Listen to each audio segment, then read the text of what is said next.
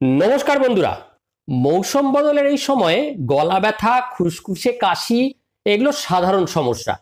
অনেকেই দীর্ঘদিন ধরে এ ধরনের কাশির সমস্যায় ভুগছেন।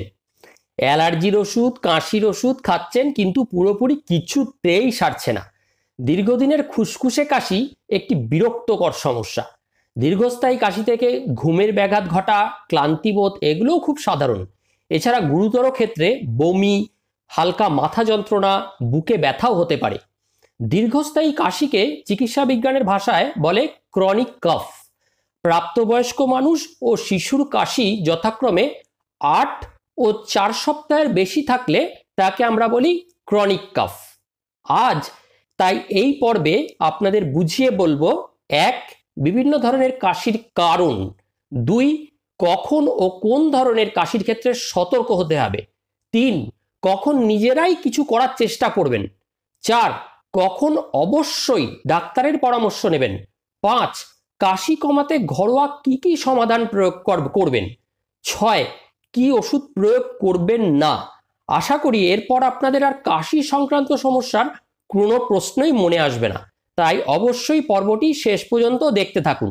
নমস্কার, এই পর্বে আমি আপনাদের হোস্ট ডক্টর অনুপম সিনহা, জেনারেল ফিজিশিয়ান, প্রক্টোলজিস্ট ও লাইফস্টাইল মডিফায়ার। আর আপনারা দেখছেন আপনাদের নিজেদের ইউটিউব চ্যানেল ডক্টর অনুপম হেল্পফুল।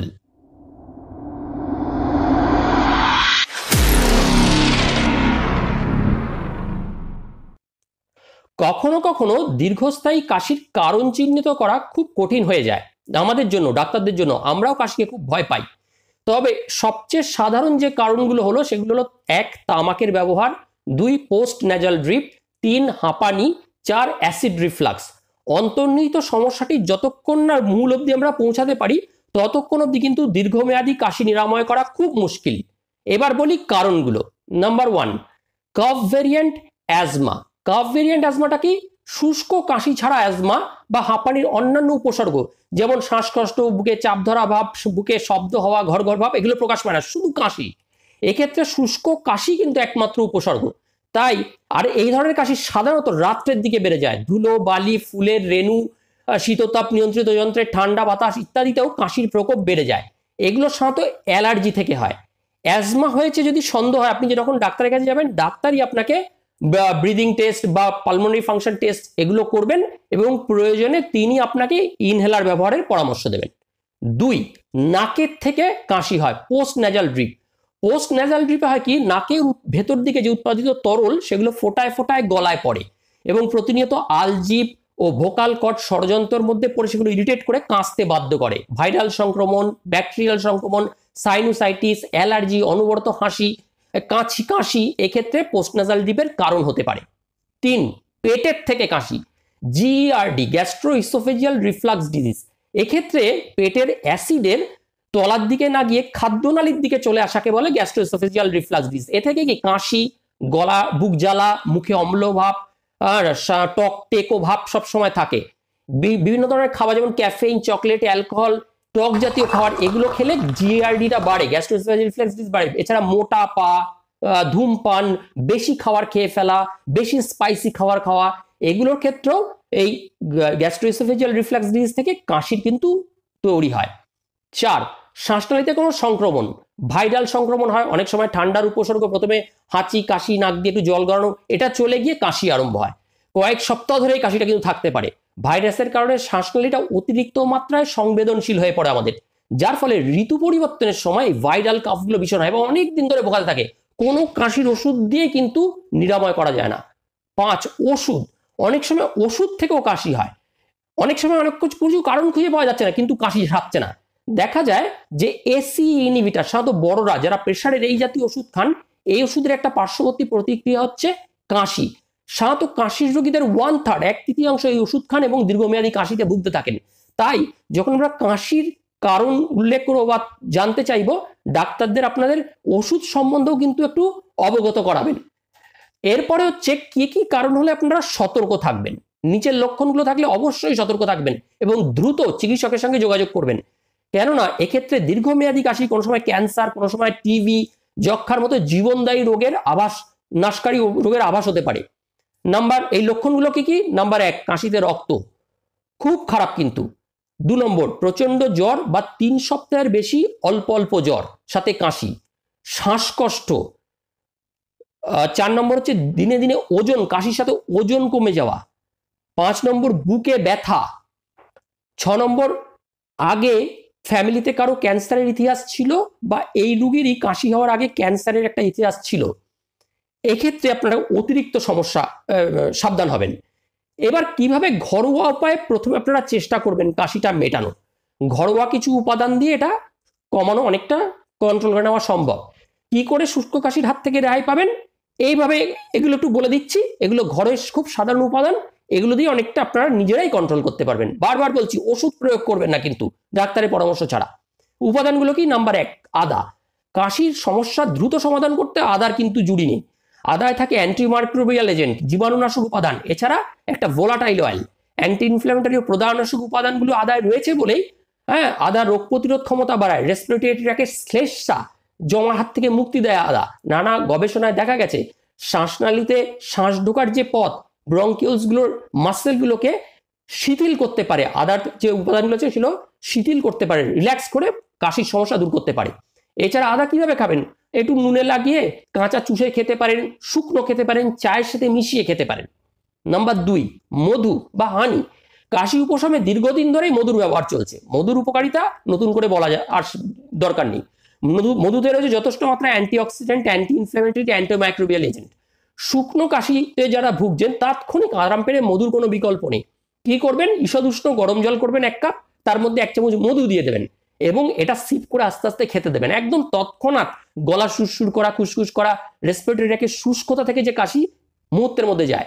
3 উষ্ণ পানীয়, উষ্ণ জল, ভেষজ চা বা কিছু সময় অন্তর এই একটু আদা দিয়ে মধু দিয়ে একটু পান করলে কাশি, শুষ্ক কাশিটা কমে। কারণ গলা একটা অস্বস্তি বোধ, সর্দির মতো সমস্যা, এমনকি শরীরের হাইড্রেশনও বজায় রাখে এবং এখানে যে শুকিয়ে গিয়ে রেসপিরেটরি শুকিয়ে গিয়ে যে কাশিটা অনবরত এটাও কমে।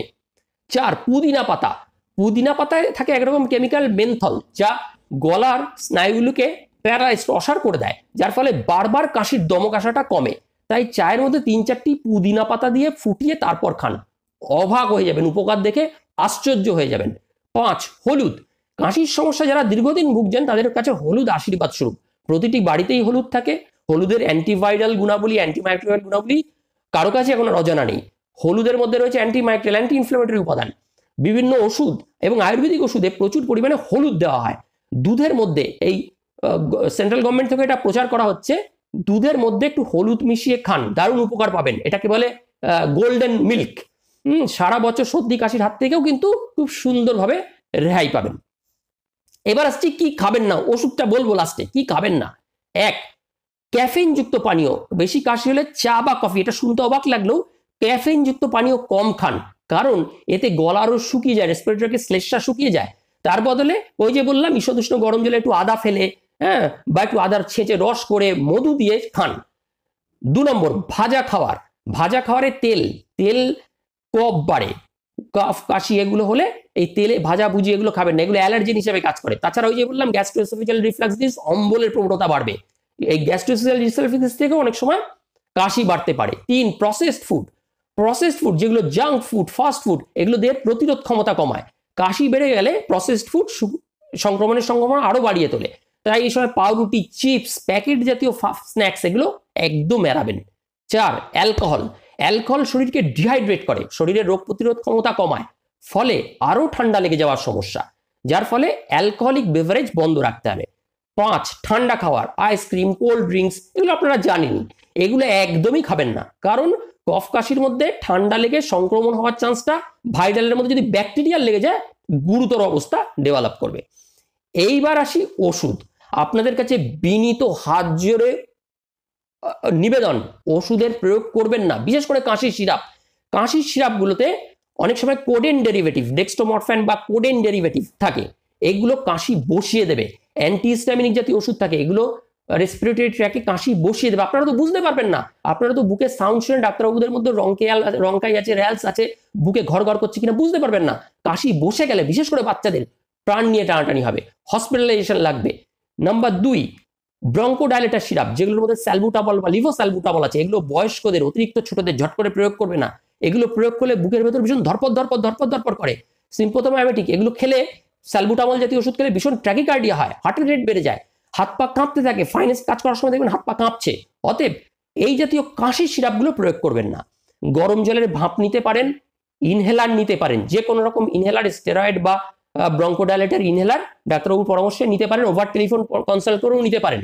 নেবুলাইজেশন কম্পারেটিভলি সেফ, নেবুলাইজেশন নিতে পারেন, স্যালবুটামল, ডিভোস্যালবুটামল এগুলোর কম্পোজিশন দিয়ে ডাক্তারবাবুর সাথে পরামর্শ করে ঠেকা দেওয়ার জন্য নিতে পারেন। আর অ্যান্টিবায়োটিক, অনেক সময় বাবা মারা পুরনো প্রেসক্রিপশন থেকে বা রুগীরা পুরনো প্রেসক্রিপশন থেকে অ্যান্টিবায়োটিকের প্রয়োগ করে বসেন। আপনি জানেই না কোনটা ভাইরাল কোনটা ব্যাকটেরিয়াল, আপনি কেন অ্যান্টিবায়োটিক খাবেন? অধিকাংশ কাশি ভাইরাল। ওয়েট করুন, না কমলে 2-1 দিনের মধ্যে ঘরোয়া উপায় তবে ডাক্তারবাবুর কাছে যান, তিনি আপনার অবস্থা বিচার বিবেচনা করে উপযুক্ত অ্যান্টিবায়োটিক প্রয়োগ করবেন। অতএব কাশির এই সাতকাহন অবশ্যই মনে রাখবেন। আশা করি সবটা বুঝিয়ে বলতে পেরেছি, কি করবেন না, কখন সতর্ক হবেন, কাশির ভ্যারিয়েন্টগুলো কি, ঘরোয়া উপায় কি করে কন্ট্রোল করবেন, ঔষধিক চিকিৎসায় কখন যাবেন। আশা করি আর আপনাদের মনে কোনো সন্দেহের অবকাশ থাকবে না। নমস্কার, সবাই ভালো থাকবেন। ঋতু পরিবর্তনের সময় সতর্ক থাকবেন, বাচ্চাদের ক্ষেত্রে, বয়স্কদের ক্ষেত্রে। আবার আপনাদের সুস্বাস্থ্য কামনা করে এই পর্বটি এখানে শেষ করছি। সবাই ভালো থাকবেন।